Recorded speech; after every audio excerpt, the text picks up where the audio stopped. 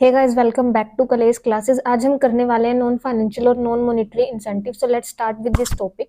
तो इसके अंदर क्या है, हमारा नॉन फाइनेंशियल और नॉन मॉनेटरी इंसेंटिव्स मींस जो डायरेक्टली रिलेट नहीं है हमारे मनी से, जिनको हम मनी टर्म्स में एवेल्युएट नहीं कर सकते, ऐसे इंसेंटिव्स जो है एम्प्लॉयज को देना ताकि वो मोटिवेट होते रहें टाइमली। तो फर्स्ट वन है हमारा स्टेटस। स्टेटस क्या होता है? स्टेटस का मतलब होता है पोजीशन, रैंक, जिसपे जो पर्सन है, जो एम्प्लॉय है ऑर्गेनाइजेशन के अंदर काम कर रहा है, वो स्टेटस जो है उसका वो हाई भी हो सकता है और लो भी हो सकता है। तो जो एक रैंक है एम्प्लॉय की, वो डायरेक्टली रिलेटेड होती है उसकी अथॉरिटी से, रिस्पॉन्सिबिलिटी से और अदर फैसिलिटीज से। तो हर एक एम्प्लॉय, हर एक पर्सन चाहता है कि वो हायर स्टेटस जो उसका हो ऑर्गेनाइजेशन के अंदर। तो जो एम्प्लॉय है उन्हें जो है मोटिवेट करा जा सकता है उनकी रैंक को, उनकी पोजीशन को रेज करके। तो जो अटेनमेंट है हायर स्टेटस की, वो उनके फिजियोलॉजिकल, सोशल और एस्टीम नीड्स को फुलफिल करेगी। तो मीन स्टेटस भी काफी ज्यादा अच्छा मोटिवेटर है और स्टेटस को भी हम मनी टर्म्स में इवेल्युएट नहीं कर सकते। तो हायर स्टेटस जो है वो मोटिवेट कर सकता है एम्प्लॉयज को। Second one is organisational climate. तो ऑर्गेनाइजेशनल क्लाइमेट क्या होता है? वर्किंग कंडीशन जिनके अंदर एम्प्लॉयज काम करते हैं। तो इसके अंदर हमारा क्या क्या है कि इंडिविजुअल फ्रीडम की, एक पर्सन जो है कितने फ्रीडम से ऑर्गेनाइजेशन के अंदर काम करता है, कितने उन्हें अवार्ड्स मिलते हैं, और जो एम्प्लॉय है उसकी कितनी इंपॉर्टेंस है ऑर्गेनाइजेशन के अंदर। तो ये सारी चीजें जो है ऑर्गेनाइजेशनल क्लाइमेट में हमारी आती हैं। तो हर एक पर्सन जो ऑर्गेनाइजेशन के अंदर काम कर रहा है उसे बेटर ऑर्गेनाइजेशनल क्लाइमेट चाहिए। तो जो मैनेजर है अगर उसे मोटिवेट करने हैं एम्प्लॉयज, तो ये भी काफी ज्यादा अच्छा इंसेंटिव है कि वो उन्हें ऑर्गेनाइजेशनल क्लाइमेट प्रोवाइड करके उन्हें मोटिवेट कर सकता है।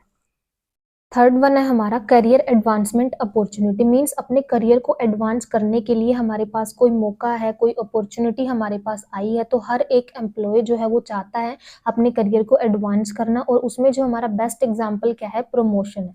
तो ट्रेनिंग और डेवलपमेंट जो है एम्प्लॉयज को प्रोवाइड करी जा सकती है उनकी प्रमोशन की वे को क्लियर करने के लिए। और जब भी कोई भी अपॉर्चुनिटी अराइज होती है प्रमोशन के लिए, तो एम्प्लॉयज जो ऑटोमेटिकली मोटिवेट हो जाएंगे। तो जो मैनेजर है उन्हें ट्रेनिंग और डेवलपमेंट के लिए क्या दे? ट्रेनिंग दे। ट्रेनिंग और डेवलपमेंट का जो फैसिलिटी है उन्हें टाइम टू टाइम प्रोवाइड कराई जाए, ताकि वो एम्प्लॉयज जो है एबल हो प्रमोशन के लिए, और जो जब भी कोई अपॉर्चुनिटी अराइज हो तो वो मोटिवेट हो जाए। तो ये भी काफी अच्छा इंसेंटिव है जिससे एम्प्लॉयज अच्छे से काम करेंगे। Fourth one is job enrichment. अभी जॉब एनरिचमेंट क्या होता है? हमारा एम्प्लॉय जो काम करता है ना, उसकी इंपॉर्टेंस को इंक्रीज करना, उसकी जॉब की इंपॉर्टेंस को इंक्रीज करना। मींस अथॉरिटी, रिस्पॉन्सिबिलिटी को इंक्रीज करना, चैलेंजेस वाइडर स्कोप कर देना चैलेंजेस का, और हायर नॉलेज और एक्सपीरियंस की जरूरत पड़े कोई ऐसी जॉब, उस जॉब को कुछ ऐसी इंपॉर्टेंस कर देना कि जो हायर नॉलेज और एक्सपीरियंस की उसके अंदर जरूरत पड़े। जो अपॉर्चुनिटीज हैं पर्सनल डेवलपमेंट के लिए वो भी वहां पर अवेलेबल हो, और जो एम्प्लॉय है उसको क्या है? फ्रीडम मिले काफी ज्यादा डिसीजंस लेने के लिए। तो जिस एम्प्लॉय को ये पोजीशन, जो एम्प्लॉय इस पोजीशन, इस रैंक पे काम करेगा, जो एम्प्लॉय वो उस जॉब पे काम करेगा जिसकी इंपॉर्टेंस इतनी ज्यादा है, तो वो बहुत ही मोटिवेटेड फील करेगा पहले से ही, उसे काफी ज्यादा प्राउड होगा। तो जॉब एनरिचमेंट जो है वो लोगों का इंटरेस्ट बना देती है ऐसे काम के अंदर, क्योंकि वो काम ही ज्यादा इंपॉर्टेंट है, और जो भी पर्सन उसको करेगा उसको प्राउड ही फील होगा क्योंकि वो काफी ज्यादा इंपॉर्टेंट काम कर रहा है। And they start getting motivated, और वो ऑटोमेटिकली जो है अपना काम स्टार्ट कर देंगे, मोटिवेट हो जाएंगे automatically. Fifth one is employee recognition programme. तो एम्प्लॉय रिकॉग्निशन प्रोग्राम हमारा क्या होता है? हर एक एम्प्लॉय जो है वो चाहता है खुद को ऑर्गेनाइजेशन का एक इम्पोर्टेंट पार्ट बनाना। हर एक एम्प्लॉय चाहता है कि उसकी एक अलग आइडेंटिटी हो ऑर्गेनाइजेशन के अंदर, and the should appear to be distinctive, और वो सबसे अलग दिखे। तो हर एक एम्प्लॉय जो है अपनी इंपॉर्टेंस बनाना ही चाहता है ऑर्गेनाइजेशन के अंदर। तो कुछ एग्जाम्पल्स हमारे यहाँ पर दिए हुए हैं एम्प्लॉयज रिकॉग्निशन के, कि इस एम्प्लॉय रिकॉग्निशन से हम उन्हें कैसे मोटिवेट कर सकते हैं। तो अगर कोई एम्प्लॉय जो है अच्छा काम कर रहा है तो उसको कंग्रेचुलेट करना, अवार्ड, उसको टाइम टू टाइम अवार्ड देना, और उसके जो एम्प्लॉय ने जो अचीवमेंट्स करी हैं उसको इन्फॉर्मेशन बोर्ड पे शो करना, ऑर्गेनाइजेशन की मैगजीन्स के अंदर उसको पब्लिश करना। तो इससे जो एम्प्लॉय है वो मोटिवेट होता रहेगा। Sixth one is job security. Job security जो है काफी ज्यादा इंपॉर्टेंट हमारा नॉन मॉनिटरी इंसेंटिव है, और काफी ज्यादा नॉन मॉनिटरी मोटिवेटर भी है।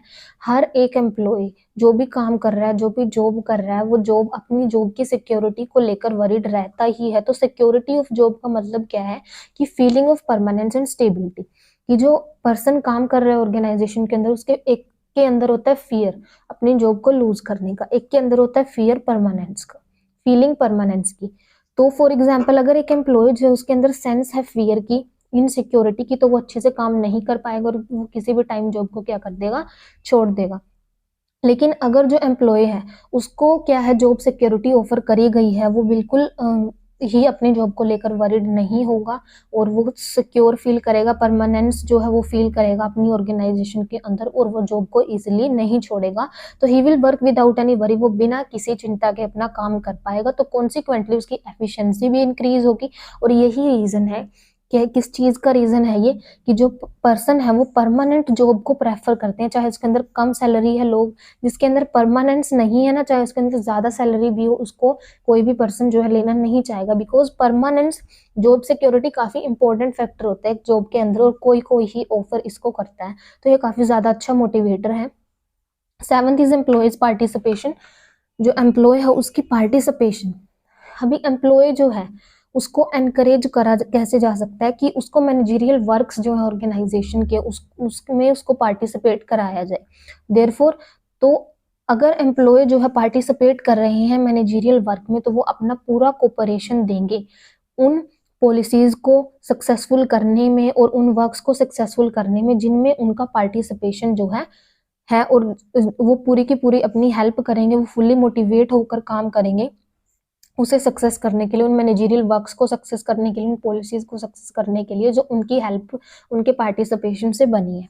8th one is employees empowerment. Employ empowerment, empowerment मतलब डिसीजन लेने की power, freedom to take decision. तो जो एम्प्लॉयज हैं, empowerment means giving the employees more freedom to take decision, decisions लेने के लिए उनको क्या दिया जाए, ज्यादा फ्रीडम दी जाए। When the decision making power जो होती है हमारे एम्प्लॉयज की, अगर वो इससे हमारे एम्प्लॉयज की जो डिसीजन मेकिंग पावर है वो इंक्रीज होगी, अगर उन्हें ज्यादा फ्रीडम दी जा रही है, उनका थिंकिंग के उनका माइंड जो है वो डेवलप होगा, उनके सोचने का तरीका थोड़ा बदलेगा, तो इस तरीके से उनकी डिसीजन मेकिंग पावर इंक्रीज होगी और they consider that they are doing some important work. और अगर उनके पास फ्रीडम है डिसीजंस लेने की, तो उन्हें लगेगा कि वो काफी ज्यादा इंपॉर्टेंट काम कर रहे हैं, क्योंकि डिसीजंस अभी उनके ऊपर ही छोड़ दिए गए हैं और ऑर्गेनाइजेशन का गोल अचीव करने के लिए उन डिसीजन का भी सक्सीड होना काफी ज्यादा जरूरी है।